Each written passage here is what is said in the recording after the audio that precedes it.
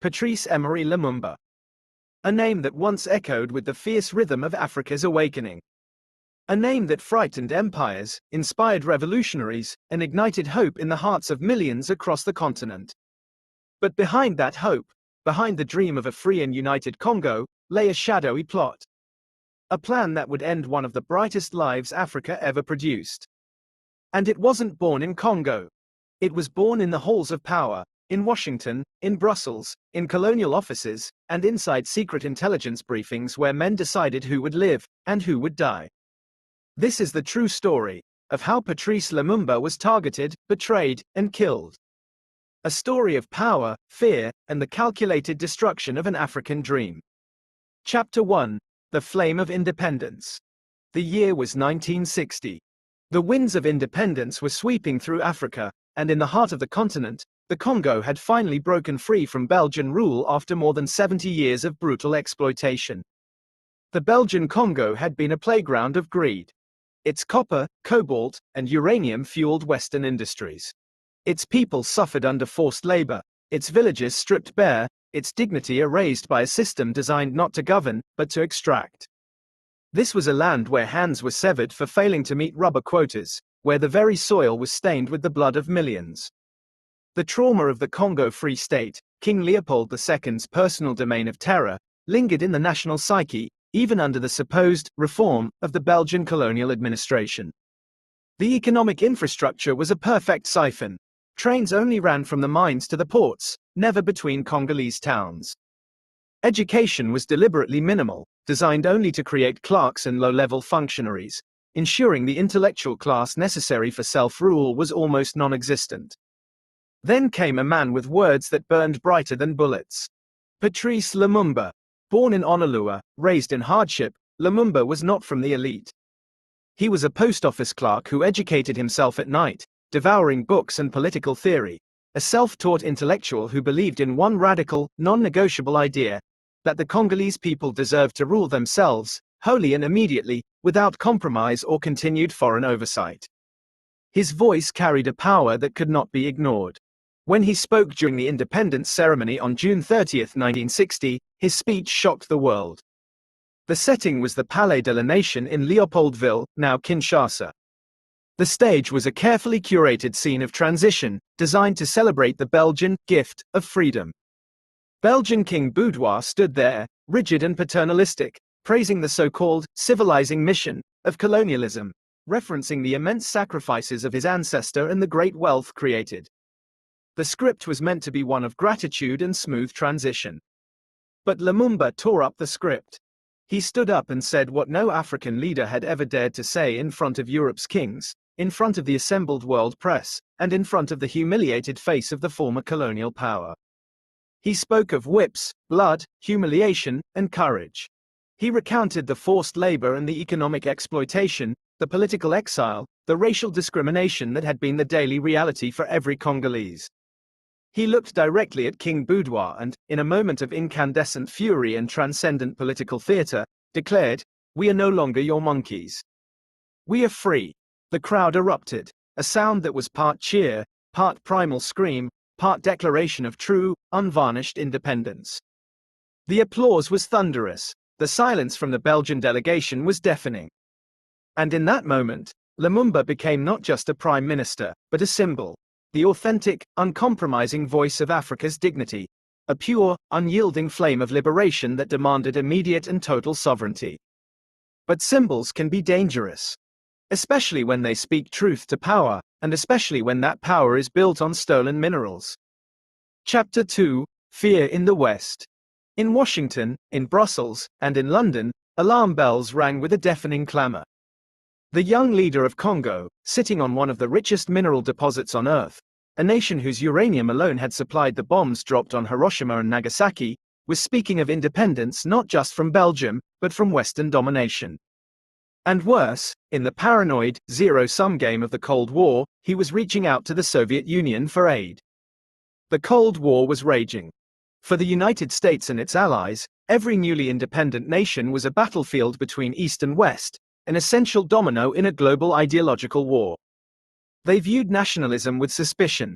They saw true non-alignment as an illusion, a dangerous halfway house to communism. In their eyes, Lumumba's call for genuine, radical independence was not nationalism. It was communism wrapped in an African flag. They heard his rhetoric about nationalizing key industries, about using Congolese wealth for Congolese people, and translated it through a lens of capitalistic terror. He wanted Congo to control its own resources. He wanted a united Africa, free from foreign influence.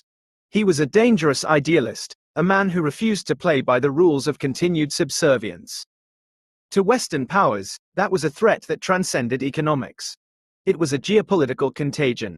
A free, Lumumba-led Congo meant a guaranteed loss of uranium for America's nuclear weapons program, a guaranteed loss of copper and cobalt for Europe's burgeoning industries, and, most dangerously, a loss of control over the strategic, mineral-rich heart of Africa.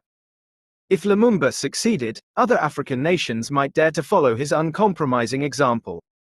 So, just weeks after independence, as the world watched the chaos that followed King Baudouin's humiliation, secret discussions began. In CIA headquarters in Langley, in Belgian ministries on the Rue de la Loi, in colonial intelligence rooms, plans were drawn. The planning was a fusion of corporate anxiety, primarily from Belgian mining conglomerate Union Minière du Haut-Katanga, diplomatic pressure, and Cold War strategy. The underlying sentiment was uniform. This African upstart must be silenced. The goal, simple, yet chillingly absolute: remove Patrice Lumumba. How? That didn't matter. By politics if possible. By economic sabotage. By division. By violence if necessary. Chapter 3: The Web Titans. Congo, newly independent, was already cracking under the weight of its own diversity and relentless external manipulation. Belgium had ensured the country was primed for implosion, deliberately leaving behind a power vacuum. No trained Congolese army officers, the officer corps was entirely Belgian, no functioning national institutions, and a deliberate failure to foster national unity. The colonial administration's strategy, rooted in divide and rule, was now bearing toxic fruit. The Congolese army, the Force Publique, mutinied less than a week after independence, fueled by low pay and decades of racial abuse by their Belgian officers. Belgian officers fled or were attacked. European civilians panicked, triggering a massive, fearful evacuation. Belgium responded by sending its own troops back, supposedly to protect Europeans, but in truth, to protect its sprawling mines and its fading, but persistent, influence. At the same time, the mineral-rich province of Katanga, under the opportunistic, pro-Belgian Moïse Tshombe, declared unilateral independence, with full, unequivocal Belgian military, financial, and administrative support. Katanga was the crown jewel, home to Union Minière's vast wealth in copper, cobalt, and the critical uranium. Secession was the perfect mechanism to protect corporate profits and maintain European access. Lumumba saw this as the ultimate act of treason. He demanded the restoration of unity, viewing the Katangan secession as an neo-colonial puppet show. He pleaded with the United Nations to send troops and use them to compel Belgian forces to leave and end the secession. But the UN, led by Secretary-General Dag Hammarskjöld, refused to act against Belgian forces or the Katangan government. Their mandate, they argued, was to maintain peace, not restore political unity. They were neutral, a neutrality that, in effect, served only to protect the status quo and allow the fragmentation to continue. Lumumba's frustration turned to desperation. Seeing his pleas ignored by the West and his country crumbling, he turned to the only power willing to listen and act decisively: the Soviet Union. The Soviets, sensing a major geopolitical victory, sent planes, advisors, and supplies to aid the government's fight against Katanga. And that was the final straw. The action, though a desperate move by a legitimate head of government, was framed by the West as an unforgivable ideological transgression. To Washington, Lumumba was no longer a nationalist leader. He was officially a Soviet pawn, a Caribbean-style Castro emerging in the African heartland, whose removal was vital for global security. CIA Director Allen Dulles sent a chillingly curt cable on August 26, 1960. He called Lumumba a danger to the world, citing the threat of a Soviet foothold in Central Africa, and authorized every possible measure to remove him. The context was understood by every man in the room: elimination. Every possible measure. Chapter 4: The Poison Plan. Inside the CIA's Covert Operations Division, under the grim acronym of the Special Group, the Congo became an urgent, top-secret priority. The agency's head of clandestine operations and a man who specialized in plausible deniability, convened a small circle of men. Their task was to find a foolproof, non-attributable way to eliminate Lumumba. The order was clear but deliberately unspoken. Make it look like an accident, a sudden illness, a local tribal feud. Anything but a CIA assassination. Joseph Scheider, a CIA scientist, a man whose official title belied his deadly specialty, was instructed to create a poison, something potent, untraceable, and easily administered. In a high-security Washington laboratory, a specialized vial was prepared, filled with a toxin potent enough to cause death within hours, designed to be disguised as common medication or even something as innocuous as toothpaste. The plan was macabrely simple. Introduce the poison into his food, drink, or daily routine. The man chosen to carry the deadly cargo to Congo was Sidney Gottlieb, the CIA's notorious chief poisoner, infamous for his ethically compromised work on the MK-Ultra mind control program. He flew to Leopoldville, carrying a diplomatic pouch containing the meticulously sealed poison kit. At the U.S. Embassy, he handed it to the CIA station chief in Congo, Larry Devlin. Devlin, a hard-nosed veteran of clandestine operations, understood the weight of the package. Devlin's instructions were explicit. Find a local contact who could administer it, perhaps a doctor in the inner circle, a cook, a trusted waiter, or even one of Lumumba's bodyguards whose loyalty could be bought or compromised. But the plan faltered. Devlin later claimed he refused to hand the poison over, finding the method too risky or too morally repellent. He argued that a political solution, a coup, a takeover, was both safer and more effective. Whether out of genuine moral conflict or practical fear of exposure, the poison plot was sidelined. Still, the larger plot remained intensely active. The Americans weren't the only ones circling Lumumba, their blades glinting in the dark. The Belgians, the Katangans, and his own self-serving political rivals were all sharpening their knives, each with a different motive but a single, unifying goal. The political knife was being readied for the final, decisive thrust. Chapter 5. Betrayal from Within. In the capital, Leopoldville, political alliances shifted like desert sands in a hot wind. The democratic institutions were infant, fragile, and utterly unprepared for the game of Cold War intrigue and colonial resurgence being played. President Joseph Kasa-Vubu, a powerful but reserved figure who had been Lumumba's ally in the independence struggle, was increasingly turned against him. Under intense pressure from Western ambassadors, Belgian advisors, and anti-Lumumba factions within the Congolese elite, Kasa-Vubu, who favored a federal, more easily divisible Congo, dismissed Lumumba from office, accusing him of bringing the Soviets into Congo and plunging the nation into civil war. But Lumumba was a constitutionalist. He refused to step down, arguing that only the parliament had the power to dismiss him. He dismissed Kasa-Vubu in return. The country was thrown into constitutional crisis, with two rival governments, and one ambitious army general ready to seize the chaos. Colonel Joseph Mobutu. Mobutu, young, charismatic, and crucially, well connected to Western intelligence circles, moved swiftly. He suspended both leaders and declared that the army was taking over to restore order, claiming a technical, non-political takeover until the constitutional crisis could be resolved. It was a thinly veiled coup d'état. The CIA immediately funneled large sums of money, weapons, and logistical support to Mobutu, recognizing him as the reliable, anti-communist figurehead they needed. Mobutu, a former sergeant who had been carefully cultivated by Belgian intelligence and the CIA, was their man. And soon, Lumumba found himself isolated and surrounded by enemies. UN forces were deployed around his official residence, supposedly for his protection, but in reality, they did nothing to restore him to power or break Mobutu's siege. He was effectively under house arrest, safe only because of the blue helmets, but politically silenced. Lumumba's days of freedom were numbered. The political maneuvering had succeeded where the poison failed. Chapter 6. The Escape. As the weeks dragged on, the confinement became unbearable. Lumumba's frustration festered, knowing his country was being systematically dismantled by his rivals, Mobutu, and the Katangan secessionists, all backed by foreign money. Late in November 1960, Lumumba decided to take a desperate gamble, a dramatic, life-or-death flight from the capital. He believed that if he could reach his core supporters in Stanleyville, now Kisangani, in the eastern province of Oriental, he could raise a loyal army, rebuild his government, and rally national resistance against Mobutu's military regime and the Katangan secession. Stanleyville was the heartland of his party, the Mouvement National Congolais, MNC. In the pre-dawn hours, he slipped past the UN guards with his wife Pauline and the young son. The escape was chaotic, relying on darkness, speed, and the loyalty of a small band of supporters. They drove through the night in a small convoy, across muddy roads, across the vast, challenging rivers of the Congo, across thick forests, a desperate, cinematic journey through the heart of the country he fought to save.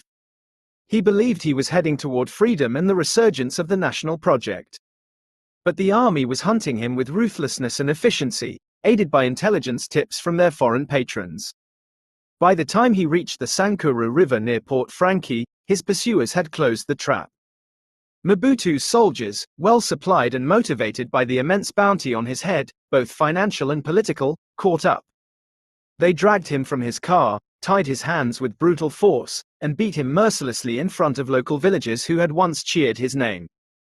The humiliation was total, designed to break his spirit and his status. The Lion of Congo was now a prisoner, a prize for the new regime. Mobutu had done what foreign powers wanted most: neutralize Lumumba without the direct, undeniable fingerprints of Western hands. The dirty work was being done by a Congolese general. Chapter 7: The Prisoner of Leopoldville. For several tense, agonizing weeks, Lumumba was held at Thysville military camp, guarded by soldiers fiercely loyal to Mobutu. The conditions were appalling. Reports describe him being systematically beaten, starved, humiliated, and deliberately denied communication with the outside world. He was held alongside his two most loyal, unyielding ministers, Joseph Akito, President of the Senate, and Maurice Mpolo, Minister of Youth and Sports. Their presence was a testament to his continued political relevance and a threat to his captors. Despite the abuse, his defiance was noted by even his captors. He wrote secret letters to his wife, smuggled out through sympathetic, low-ranking guards who risked their lives for his cause. In one of these final, extraordinary letters, his voice remained defiant and prophetic.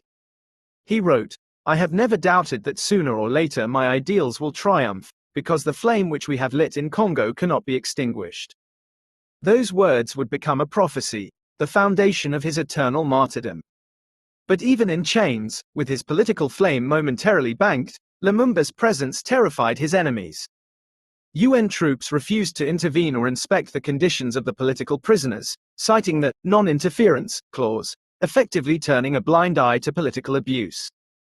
Mobutu's government feared an eventual riot or a daring prison break by Lumumba's passionate, widespread political base.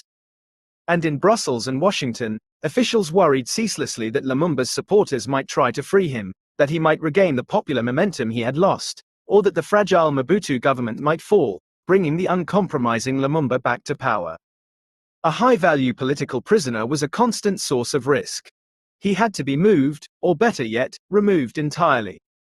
Something had to be done, decisively, permanently, and with maximum deniability. And so, a darker, final plan was drawn, a conspiracy involving the highest levels of the Belgian and Katangan governments, with the full tacit understanding of the CIA.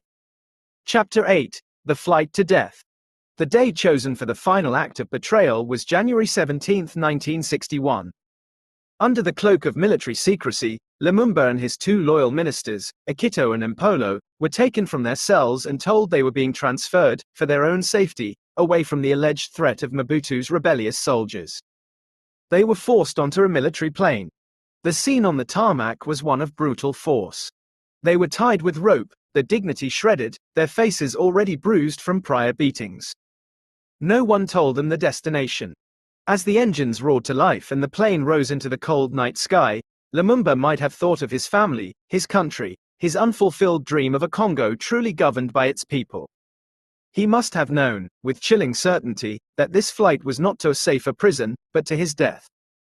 The flight lasted hours, flying southeast, deep into the heart of secessionist territory. When it landed, it wasn't in Stanleyville or Leopoldville.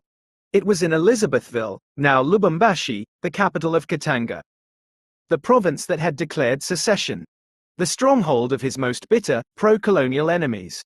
The place where Belgian paratroopers, intelligence officers, and financial advisors still held power behind the scenes. Waiting for him at the airstrip was Moïse Tshombe, Katanga's president, the figurehead of the secession, and the man who hated Lumumba most. Also waiting, a reception committee of Belgian military and police officers, hardened Katangan gendarmerie, and Congolese police officers who had no intention of keeping him alive for long. Chapter 9: The Execution. The moment they were dragged from the plane and driven through the night toward their fate, the process of their murder began. Lumumba and his companions were driven to a lonely house outside the city, a desolate spot chosen for its lack of witnesses. The house was known as the Gompa, or Katanga Security House. They were tied to trees in a clearing and subjected to a final, horrifying ritual of humiliation and torture throughout the evening.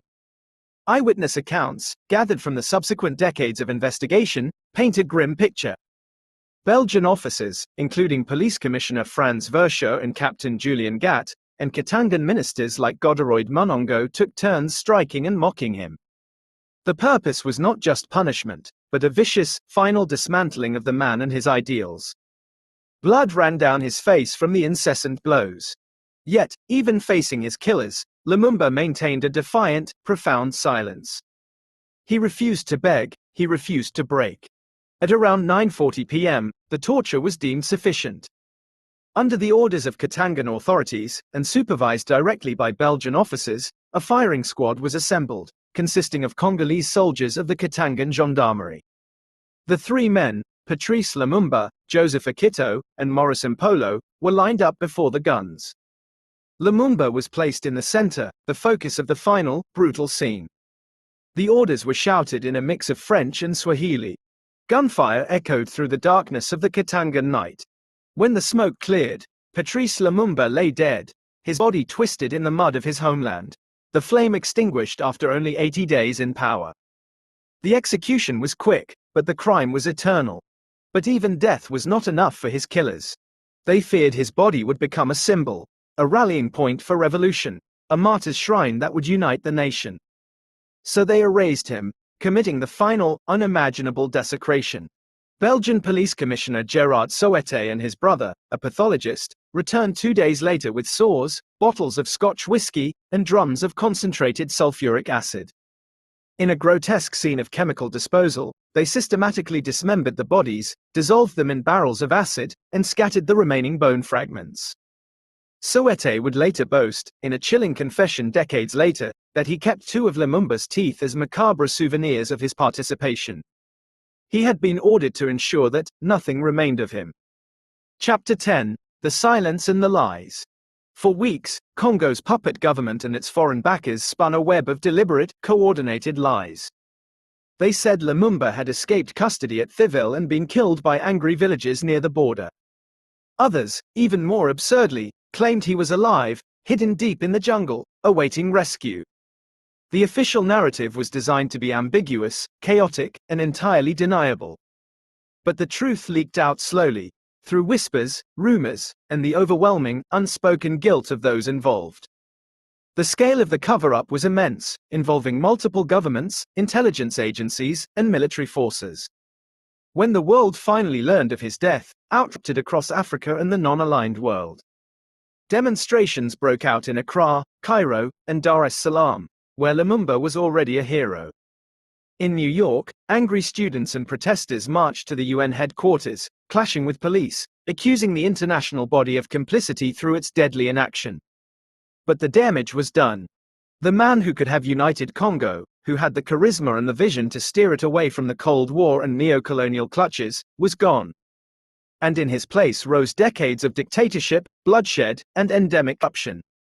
Mobutu seized full control with Western blessing. Congo, renamed Zaire, became one of the most repressive, kleptocratic regimes in Africa, yet also one of the most strategically supported by the United States, which saw Mobutu as a vital anti-communist bulwark. He was the preferred dictator.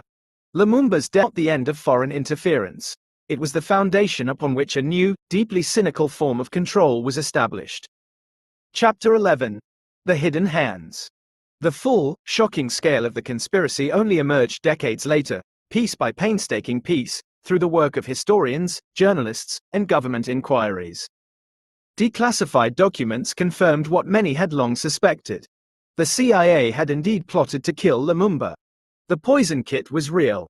The cables authorizing removal existed. The financial and logistical support for Mobutu's coup was undeniable. But in the final analysis, it was the collaboration, the lethal, synergistic bond between the CIA, Belgium, and Congolese rivals, that sealed Lumumba's fate. It was a perfect convergence of neo-colonial interests and Cold War paranoia. Each played an indispensable, morally bankrupt role. The CIA encouraged and financed Mobutu's coup, ensuring Lumumba's capture and political isolation. The Belgians orchestrated Katanga's secession, provided the military and administrative framework for the final detention, and ensured the presence of their officers at the execution site. The UN, through its strategic paralysis and its deliberate refusal to protect Lumumba as a political prisoner or restore him to his constitutional post, allowed the deadly handover to happen. When the US Senate's Church Committee investigated CIA abuses in 1975, it concluded that while the agency did not pull the trigger, it had unequivocally sought Lumumba's removal by any means. Belgium's own parliamentary inquiry in 2001 finally admitted to its profound, undeniable, moral responsibility for the killing, acknowledging the active role of Belgian officials in the transfer, supervision, and disposal of the body. Yet, despite the overwhelming evidence, no one was truly punished. No one ever stood trial for the murder of a sitting prime minister. The architects of the crime escaped justice, protected by political expediency and the Cold War's cynical shield of realpolitik. Chapter 12. The Legacy of a Martyr. Patrice Lumumba was only 35 years old when he was killed. He ruled for just 80 days. The brevity of his time in power only magnified the tragedy, suggesting the titanic potential that was violently stolen from his nation. But his voice still echoes through history with the clarity of a bell tolling for justice. His letters from prison were his final testament, smuggled to his wife, his last words filled with love, courage, and prophecy. He wrote of his faith in the future, his unwavering faith that the truth would eventually emerge. History will one day have its say. It will not be the history taught in Brussels, Paris, or Washington, but the history taught in the countries freed from colonialism and its lies. Africa will write its own history. And Africa did. His name became a banner of uncompromising resistance. Streets, universities, and political movements across the continent and the diaspora bore his image. From Nelson Mandela to Thomas Sankara, every African leader who dreamed of true, non-aligned independence carried a piece of Lumumba's searing flame in their own heart. He became what his killers feared most, a symbol that could not be killed, an idea that acid could not dissolve. Chapter 13. The Return of the Tooth. In 2022, more than 60 years after his murder, in a solemn and belated act of repentance, Belgium finally returned one of Lumumba's teeth to his family. It was the only physical piece left of him, a single gold tooth, preserved as a macabre trophy, a dark secret held by his killer, Gérard Soete, for decades. The recovery and formal return of this relic was the closest his family could ever come to a funeral. The ceremony in Brussels was somber, heavy with the weight of historical memory and collective guilt. His children wept as the casket, containing the small, solitary tooth, was handed over. His son, François, standing before the global press, articulated the profound meaning of the tiny relic. This tooth is all we have left of our father. But it reminds the world that truth cannot be buried forever. That tooth now rests in a coffin in Kinshasa, honored as the sacred remains of a national hero. It is both a relic and a reminder, a whisper from the past saying, justice delayed is not justice denied. The return of the tooth was a tiny, symbolic victory against the vast machinery of historical cover-up and imperial impunity. Chapter 14. The Meaning of Lumumba's Death. The assassination of Patrice Lumumba was not just the murder of a man. It was the assassination of a possibility. The possibility that Africa could rise free and united, charting its own destiny without being a pawn in the zero-sum game of global powers.